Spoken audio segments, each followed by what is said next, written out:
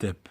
Dans le quart d'heure d'aujourd'hui, on va reparler d'initiation, mais d'une initiation un peu particulière. C'est en ce qui concerne la méthode initiatique, le Kahoka. Il y a un frère qui m'a demandé de lui expliquer, de lui dire un petit peu ce en quoi cela consiste.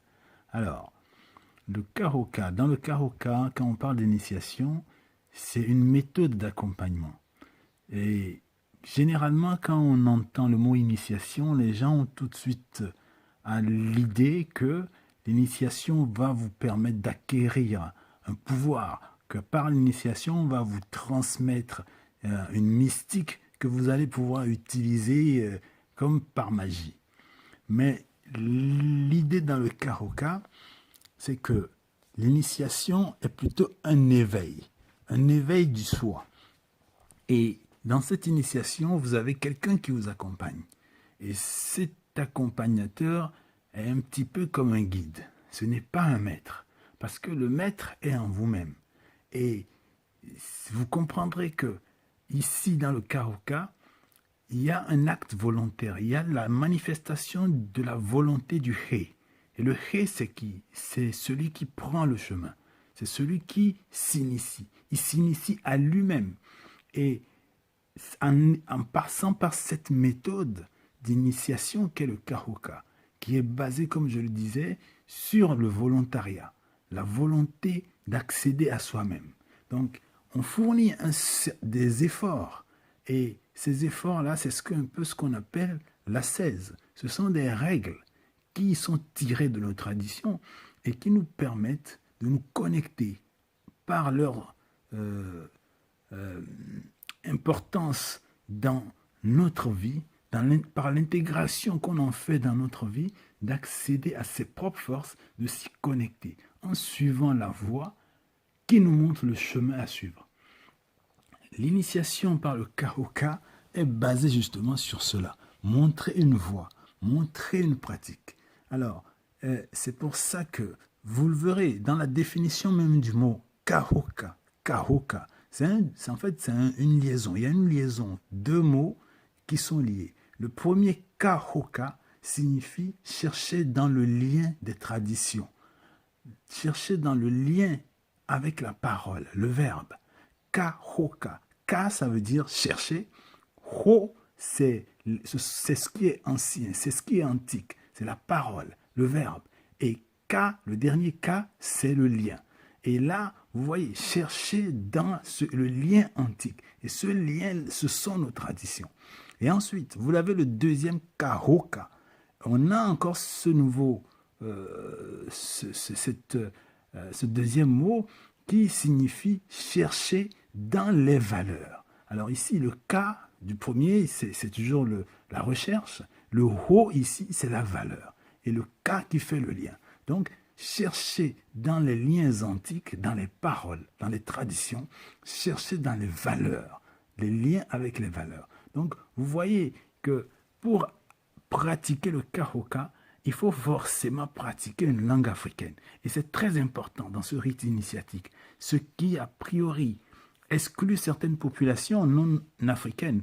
Ce n'est pas de l'ostracisme, mais en fait, c'est pour expliquer aux gens que nos traditions sont ataviques. On a un lien de sang avec nos traditions. On ne nous le donne pas, on ne nous le vend pas. On est avec, on vient au monde avec, on s'incarne avec. J'entends parfois certaines personnes dire que nos divinités, nos mystiques n'ont pas de nationalité.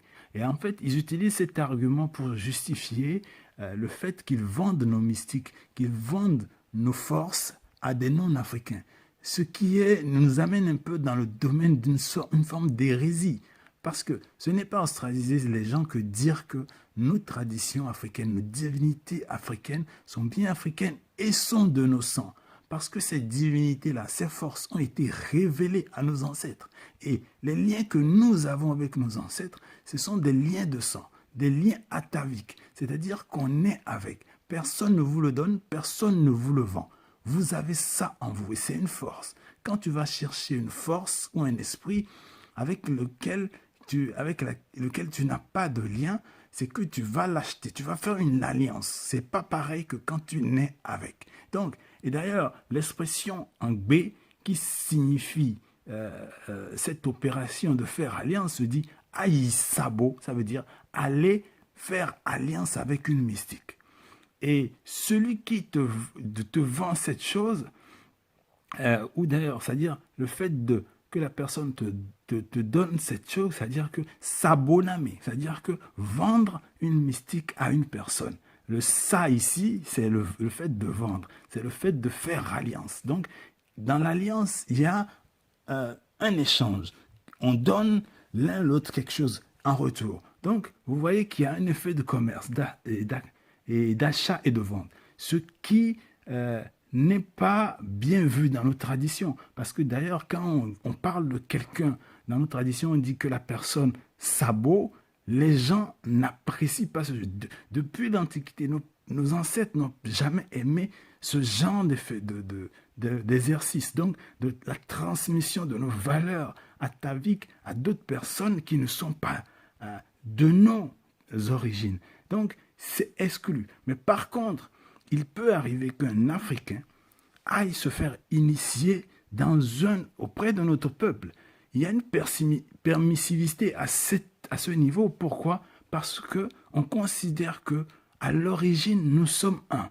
Nous avons des traditions originelles qui sont communes. Même si aujourd'hui nos peuples se sont distingués par le fait des migrations de l'histoire, il ne faut pas oublier que nous avons une racine commune. Donc le Kahoka se base sur ces notions-là pour nous amener à l'initiation. Ce qui fait que le fait d'être d'un pays, mais de s'initier à des traditions d'un autre peuple africain n'est pas un interdit. C'est d'ailleurs permis parce que nos langues d'ailleurs sont interconnectées. Ceux qui ont eu la possibilité de faire un peu de la linguistique et d'avancer profondément dans ce domaine peuvent comprendre ce que je dis.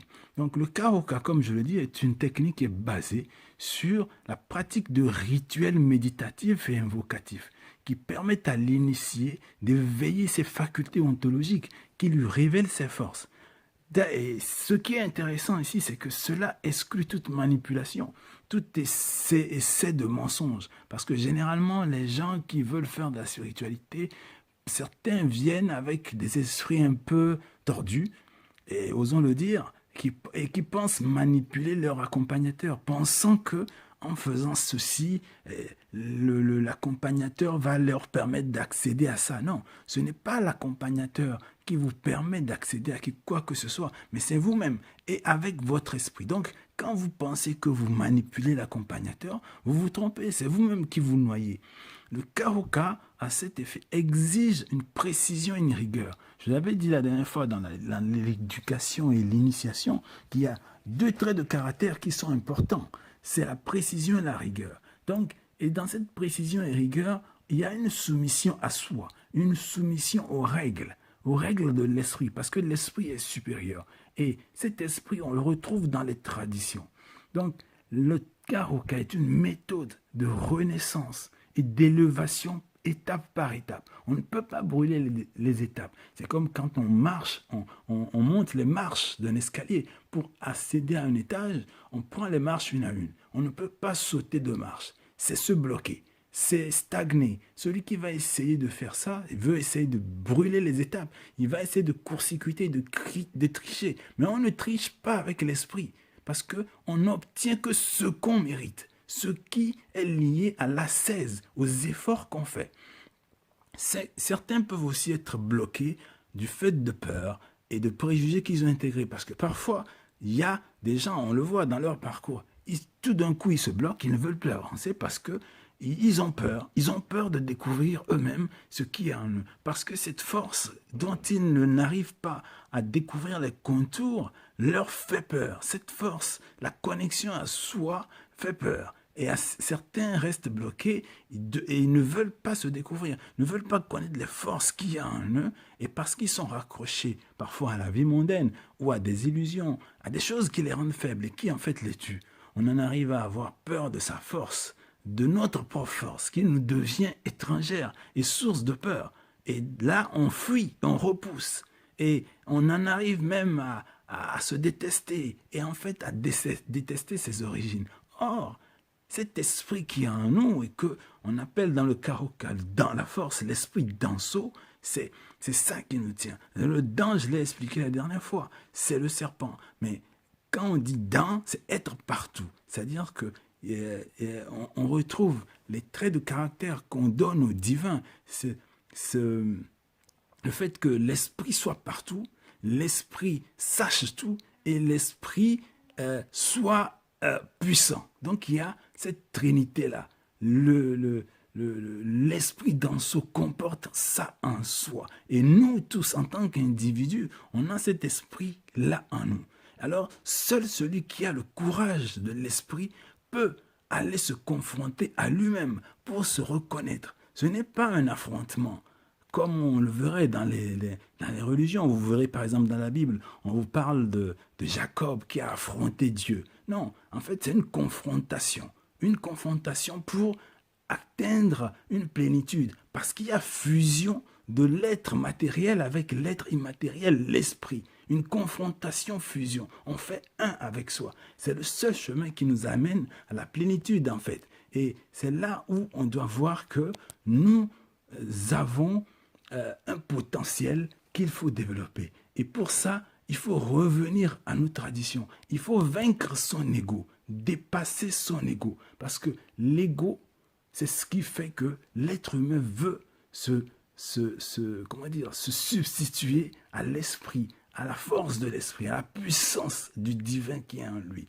À l'inverse de notre tradition qui appartiennent à un peuple, tout ce qui est religieux, vous verrez, c'est des faits d'humains, c'est des faits de l'ego humain. Donc, au-delà de l'Égypte, où on peut voir par exemple qu'il y a des exceptions, où on nous cite certains individus comme Osiris et certains esprits, certains noms célèbres, mais dans notre tradition, vous ne verrez pas ça. On va vous parler, on dit souvent que nos traditions disent ceci. Bien sûr, on a des ancêtres dont on peut parfois citer les noms quand on fait des rituels, quand on fait des invocations. Mais ce n'est pas forcément pour leur attribuer des choses, mais c'est pour faire mémoire de la vie qu'ils ont menée, de l'exemplarité qui a été le leur durant leur vie, et s'en inspirer pour en faire une force. Et c'est pour ça que souvent, ces ancêtres, on les invoque pour qu'ils appuient nos demandes, pour qu'ils nous appuient et nous assistent dans notre élévation. C'est là où il faut voir la chose. Donc en fait, le Karoka, c'est ce principe-là d'élévation de soi en se confrontant à soi. Ce n'est pas que on va te donner quelque chose. Donc quand on dit souvent aux gens, on leur parle de tradition, des règles qu'on peut tirer des traditions pour s'élever, ils pensent qu'on veut les contrôler, qu'on veut mettre la main sur eux. Mais non, en fait, on leur donne des clés pour qu'ils prennent contrôle d'eux-mêmes, plutôt que de se faire embrigader dans des peurs, par des égrégores religieux. L'égrégore religieux appartient à un autre peuple.